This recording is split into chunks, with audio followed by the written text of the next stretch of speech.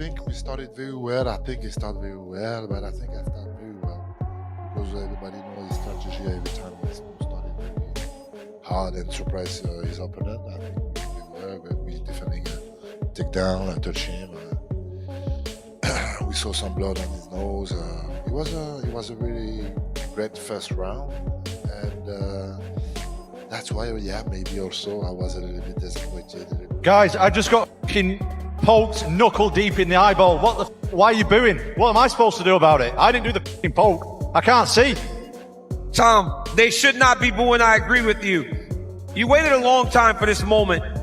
Talk to the disappointment of this being how it ends. This is bullshit. The fight was just getting going. Tom Aspinall versus Ciryl Gane just took place in the main event of UFC 321, or did it really?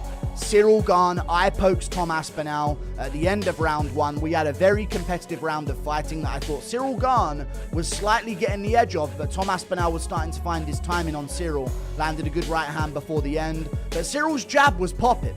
Cyryl's jab was popping in that fight. Tom Aspinall had a bit of a nosebleed. And then Ciryl Gane lands his signature move. No, not the back of the head shots that he lands in every single fight he has ever. Not the back of the head shots that he lands in every single fight ever, nearly in every single finishing sequence he's ever had ever in his entire career, bar the heel hook. The MMA world exploded with reactions after the shocking conclusion to the Tom Aspinall versus Ciryl Gane fight. Joe Rogan's live reaction quickly went viral when the bout was declared a no contest, following an accidental eye poke from Gane that left Aspinall unable to continue. It was a heartbreaking end to what had been shaping up to be a thrilling heavyweight battle between two elite fighters. Rogan noted how evenly matched and technically sharp both men looked before the unfortunate incident brought everything to a sudden stop. Calling out John Jones. Yeah. Right? That's the boogeyman. Like, John Jones is the fucking boogeyman. When he fought Gustafsson, he had almost no training about it. And Greg Jackson was telling me, he's like, he didn't even train for that fight. He pulled that fight off in the 4th and 5th rounds. Because he can do everything. That guy's got elite jiu-jitsu. He's got elite takedowns. His striking is outstanding. I mean, he knocked out Sergey, who's the scariest fucking striker in all of MMA. Yeah. And he knocked him out in the first round. And the way he did it was just picture perfect. And he did it with a fucked up back. You watch Aspinall, like, I knew Aspinall was going to have a speed advantage because he's faster than any heavyweight. Yeah. And that's something that his coach drilled into him when he was young. Speed. Like, be fast. Like, you got to be fast. That's what's going to separate you from everybody else. Speed kills. Speed. And he's a giant dude, 260 plus pounds, but he moves like a fast young guy. Yeah. Like a light guy. And so and he's also just so well-rounded. And he's just beginning. Yeah. I mean, that was really the first big test of his career.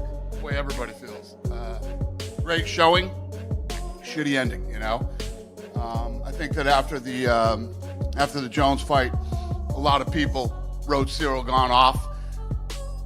He looked damn good tonight. Yeah, what did you think about the fight on its way to the eye poke? What did you take from those 4 minutes? Good. Looked like we were in for a few rounds and it was going to be a good fight. It would seem obvious that a rematch is right on the cards. Would you like to just rebook these guys as soon as Tom is able to get back in there? Yeah. Total pain in the ass, but yes. Rogan highlighted that Tom Aspinall's combination of speed, power, and composure was astonishing for a heavyweight contender. At the same time, he praised Ciryl Gane's fluid movement, sharp footwork, and exceptional striking intelligence, describing him as one of the most complex and technical challenges in the entire division. I think we started very well. I think he started very well, but I think I started very well. Because everybody knows the strategy every time he started very hard and surprise his opponent. I think we were defending a takedown, a touch him.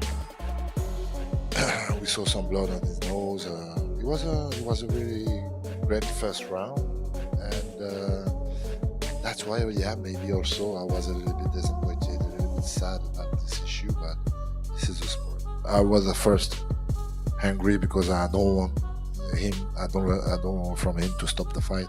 After I was disappointed, sad, and after that, apologetic for the people. So, Ciryl, how did you feel about the eye poke? How do you feel when your hands and fingers touching his face? Did you feel something specific? Ciryl responded, no, I didn't feel anything specific. I didn't do it on purpose. and I know what it is to have an eye poke because when I fought Derek Lewis, I got an eye poke, and I was seeing two Derek Lewis for a full round. So I know how it is. And one round during that is what the debut of the run and the rest of the run. I saw the two Derek Lewis. So I'm not gonna say he's a liar. Ciryl Gane is a fantastic striker. I mean, he's one of the most beautiful strikers in the heavyweight division. He does wild stuff. You ever see how he throws that front kick from a side stance? And he throws it like a twisting kick. He stands like southpaw, right? And he bobs around like this. And he's totally sideways. Thing where he stands sideways. And instead of the front kick going like this, like straight out, the front kick goes like this. So I know. Okay, I see what you're twisting saying. it. Yeah. So his knee when he lands is almost like sideways. Alright, honestly though, stop arguing. He got eye poked and then Gane pushed his fingers into both of his eyes at once. Let's just call it what it is. I'm being real now. Both fingers, both of his eyes at once. Was it looking to be a decent scrap compared to a demolition? Yes.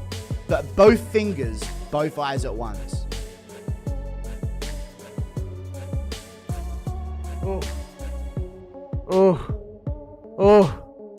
Gane was winning a round. No, he wasn't even winning a round. He just had a bloody nose. Other than that, Tom was landing all the better shots. And I'll do a full recap on this. I'm bringing back the second channel. 40k viewers. Oh my god. Dude, Tom, that's clear. That's clear. People are gonna fucking cry about that. Keep your fucking fingers to yourself, Ciryl Gane. What the fuck are you doing? Raking both in both eyes at once in round one. Not all Brits built like Bisping. I mean, he had one going into it. Fuck that, we ain't excusing Tom. Had to rag his eye. Can't see. 30 seconds to the ref. Dude, if he can't see, he can't see. So he wants a cloth to clear stuff out. Thanks a lot, Tom. Well, Gane ruined another title fight. There you go. That's not cope, dude. It's not cope at all. The commentary's acting like Gane was dominating. Dude, Tom landed the better shots early in that round. Rogan pointed out that this matchup was never going to be easy for either man. Tom Aspinall has been tearing through the heavyweight ranks, making top contenders look ordinary. But Ciryl Gane, Rogan noted, is a completely different kind of opponent. Along with Daniel Cormier, he explained that standing and trading punches with Gane inside the pocket would always be a dangerous gamble. Gane's timing, accuracy, and ability to evade and counter make him a serious threat. That's exactly what played out before the unfortunate accident. The opening moments were intense, both fighters studying each other, using feints and gauging distance, until, in a split second, Gane's jab went off course, and his fingers accidentally caught Aspinall in the eye, ending the fight in shocking fashion. By super difficult moment. Can I get your immediate reaction, please? I don't know exactly. Just disappointed. We put a lot of energy, like I said. And I'm just sorry because at first for me, but also for the people, for Aspinall, for everybody. This is the law of this sport. Sometimes it's happening. I remember this happening also for myself. And it's like that. It's like that. For people that didn't see the build-up to this fight, all the programs, etc., can you just let people know the kind of investment and the commitment you made to preparing for this fight? Yeah, that's why I'm a little bit disappointed because of the energy, the sacrifice, all of this, and unfortunately this happening. If there are no issue, we win or I win, like okay, this is but like that, no, I'm not happy about this. You did have 3 minutes or so in the octagon with Tom Aspinall, caused some damage. You know, from your thoughts, you've been in there, you felt him a little bit. Like, what did you learn? It was beautiful. It was a beautiful fight. This is exactly what I expected from Tom. Exactly what I expected for myself. Also, we did very well. I think I'm gonna watch that. But yeah. No, not that one. The eye poke that he always goes for in fights. Most of the time he lands this in every single one of his fights.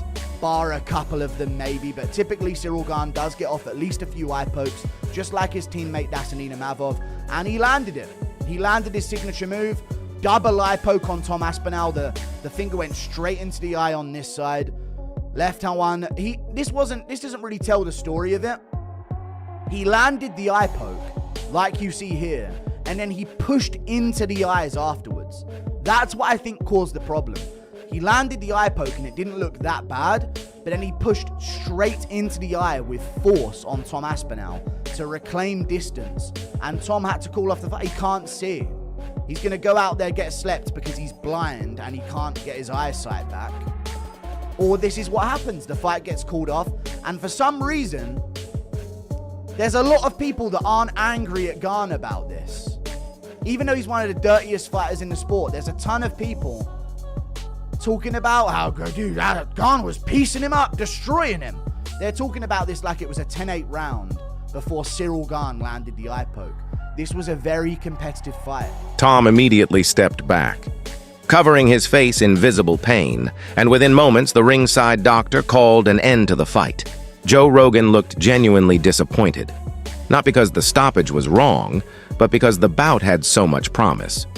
He reminded viewers that an eye poke is one of the few injuries a fighter simply can't push through.